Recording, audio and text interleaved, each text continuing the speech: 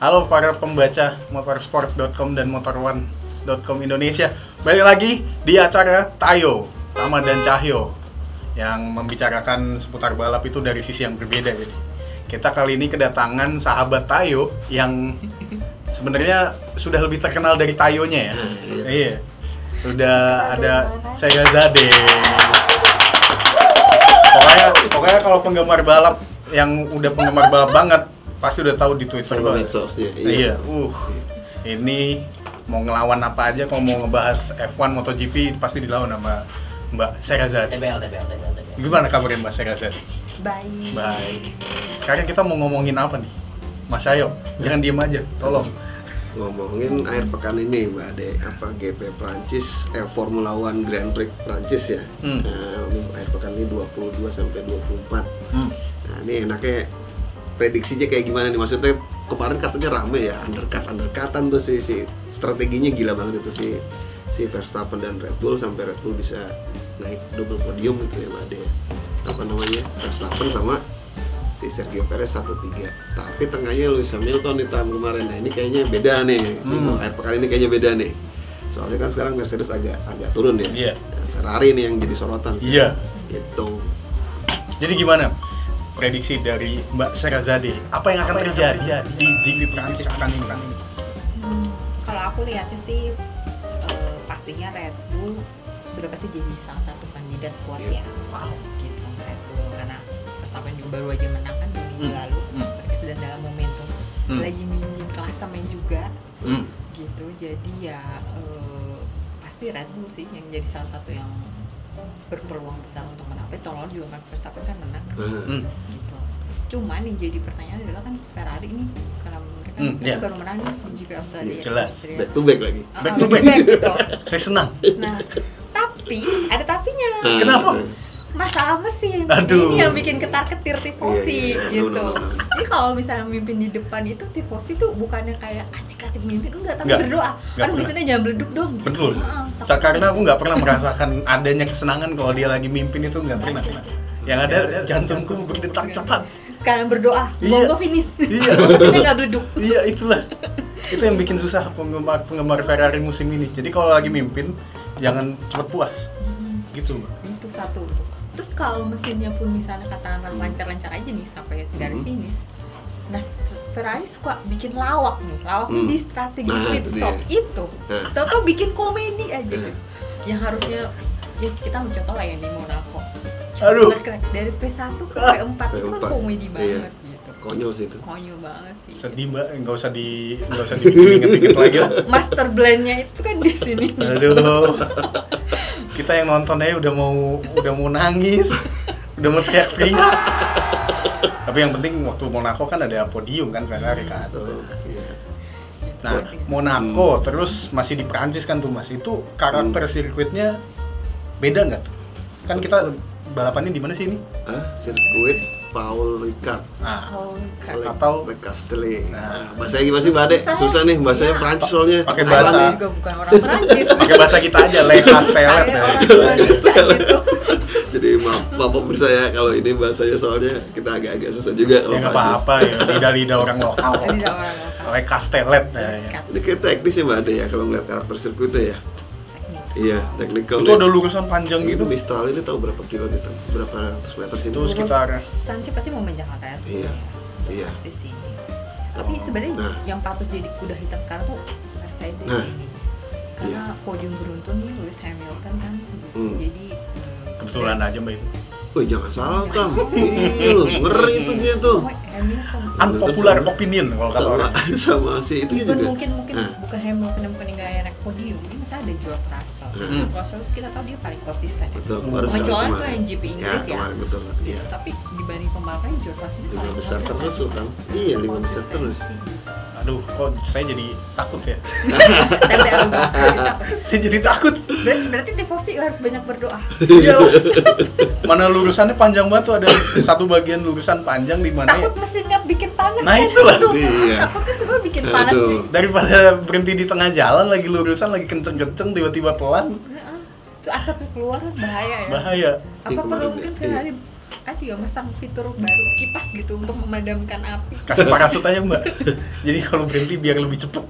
Kayak kemarin kan Carlos Sainz mau berhenti aja susah banget. Susah banget itu.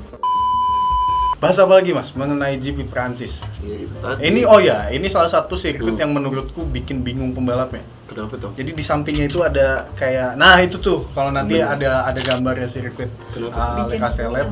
Itu kan garis-garis biru gitu loh Mas. Itu cuma pembalapnya sih, penontonnya juga nonton bingung gitu. Sakit matanya. Abis nonton kan kayak minum paracetamol. Puyeng sakit matanya Mbak. Orang waktu itu saya pernah main game F1. Itu sampai salah jalan Mas. Saya ngambil sirkuit yang jalur luarnya itu loh. Kita nggak masuk klasifikasi akhirnya. Jangan kena track limit. Iya makanya. Atau nanti banyak track limit lagi. Track limit lagi itu bikin pusing gitu. Sama bukannya punya sim racer. Jelas. Tapi cuma setirannya doang, kursinya nggak ada. Kursinya nggak ada. Jadi mainnya sambil berdiri, megang sendiri gitu. Kalau gue sih ngeliatnya ini besok ini jagoan lo ini aneh sama Ade lah. Itu sebaiknya tim order apa kagak sih? Itu namanya si Ferrari ini udah harus nerapin atau belum sih Mbak? Itu udah kayak gini nih ya.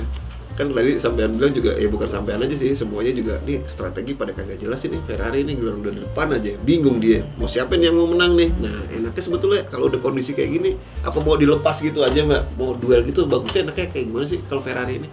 Sebenarnya sih balik ke komitmennya Ferrari sendiri, maksudnya mereka serius nggak sih incar gelar juara pembalap gitu, atau mereka fokusnya ke gelar juara konstruktor gitu. Kalau gelar juara pembalap kita tahu kan mereka Ferrari udah kuasa gelarnya sejak 2007 tahun. 2008 dong. Kimi Räikkönen Itu pembalap. Oh pembalap. Konstruktornya kan 2008 ya? Oh ya. Yang masa itu juga saya bikin nangis bocil tuh. Hamilton bikin nangis bocil itu saya ya. Oh iya maksudnya. Jadi sebenarnya balik ke dukungan Ferrari sendiri, maksudnya mereka seberapa serius sih mendukung Charles Leclerc untuk jadi juara gitu. Bukannya tidak tidak menganggap penting Carlos Sainz gitu. Cuman kalau dilihat dari peringkat klasemen ini kan poin yang terdekat dengan Max Verstappen si Charles gitu. Jadi kalau bicara hitung-hitungan matematis ya, untuk kejar-kejaran poin harusnya si Sainz tanda petik dikorbankan untuk membantu si Charles gitu. Padahal gue jagonya Carlos Sainz lah. Kecuali kalau Carlos Sainz peringkat kedua itu kan berbeda soalnya. Ya musim lalu udahlah, Carlos Sainz udah bagus kok musim lalu. Ataupun Carlos Sainz jatahnya tahun depan. Iya, kita ganti-gantian aja. Tahun lalu kan mengangkat Ferrari Carlos tuh. Terus habis itu tahun ini lagi Charles Leclerc. Habis tahun depan baru Carlos lagi, udah nggak apa-apa tenangnya. Soalnya nggak kebagian, udah mic duluan naik promosi. Nah, ini kan sirkuit tadi balik lagi aku sempat bilang di pinggir-pinggir sirkuitnya ada yang warna-warni itu kan.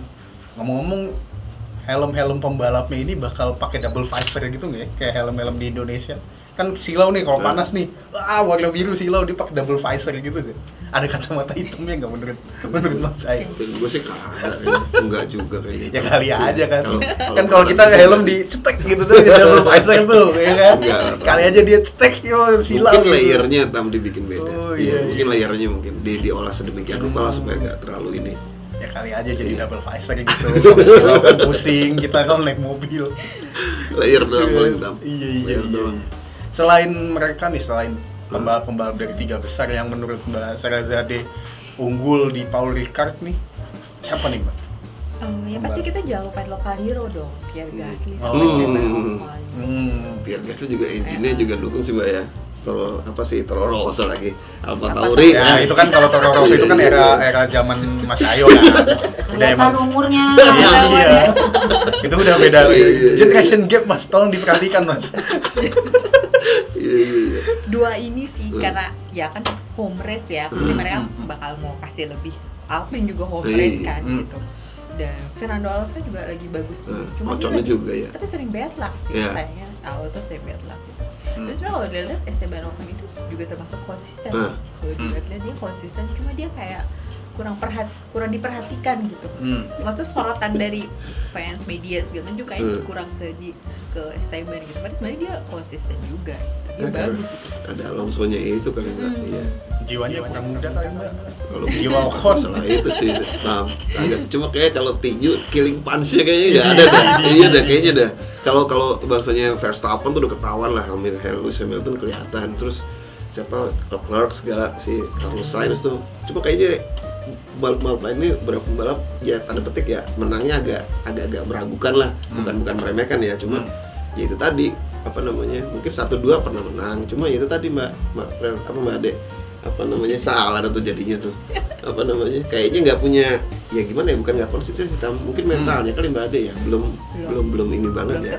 Ya Ocon, mentalnya Ocon. Iya pembalap di luar yang tadi kita sebut itu. Ya udah teruji lah waktu itu kan sempet dorong-dorongan sama Verstappen tuh lagi nimbang tuh udah teruji dia. Dorong-dorong. Iya kan waktu itu sempet tuh yang GP apa tuh dia dorong tuh lagi nimbang lagi ngantri.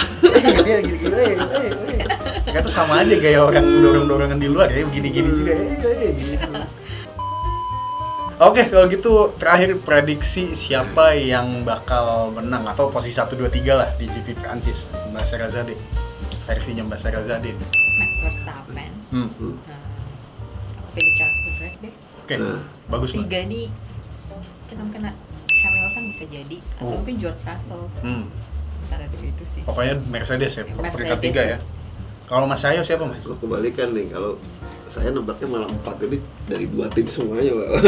Mungkin Ferrari masih ini ya, Ferrari masih panas ya maksudnya. Jelas, mesinnya. Mesinnya panas. Tadi kalau Mbak Ade bilang, ini kayak mulai, kalau saya emang feelingnya emang ke Leclerc sih ya yang diituin. Leclerc yang menang lah, pemenang apa gitu Prancis ini.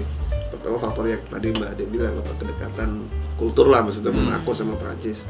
Verstappen mungkin kedua lah. Nah yang ketiganya nih kalau feeling saya Perez mungkin ya, kayak Perez mau nggak mau harus backup si siapa Verstappen buat konstruktor. Kalau saya sih pakai itu. Kalau Mercedes kayak belum dah. Oke. Ya itu tadi prediksi dari 2 andalan kita soal F1 ya. Kalau saya nggak perlu saya kasih tahu karena pasti pembaca dan pendengar motorsport udah tahu. Posisi 1 siapa, posisi 2 siapa. Udah nggak perlu tahu. Siapa dong? Ya jelas Ferrari lah Mbak. Leclerc 1, ya. Sainz 2. Posisi 3 terserah siapa aja yang ngisi. Ya berarti 1-2 Ferrari. Betul. Betul. Tapi ternyata sepanjang musim ini nggak pernah kayak gitu, cuma di awal musim doang. Masih? Belum dong. Iya. Oh iya. 1-2 cuma di Australia? GP Bahrain doang. Bahrain ya? Iya. Sisanya udah masalah terus sudah. Iya. Makanya saya udah cukup gumuh lah dengan masalah-masalah di Ferrari. Mulai goyah tuh bos sejak GP Australia. Betul. Begitu masuk seri Eropa Iya. agak goyah. Iya. Oke.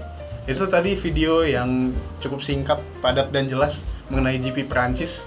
Kalau misalnya sahabat-sahabat Tayo yang lain pengen kita bahas hal-hal apapun itu soal balap, bisa di mention aja di kolom komentar. Nanti kita ada kolom komentar Mbak. Jadi kita tungguin aja ada yang komen apa enggak. Ulasannya di mana Tan? Kalau mau baca ulasannya di mana? Ulasannya ada di id.motorsport.com. Jadi itu yang penting Dam. Jadi kita akan menunggu masa dari Mbak Sherazade untuk bikin komen ya. Seneng banget. Apa hal yang nggak patut kita bahas gitu. Soalnya kalau sahabat Tayo yang sebelumnya nggak punya masa soalnya. Cuma Mbak Sherazade doang. Dari Mbak Ade ntar kita dapat ini lah. Mungkin kali aja abis itu kita bangun masa sendiri juga kan. Oke kalau gitu sampai jumpa di video Tayo yang lain ya sahabat Tayo. Dadah.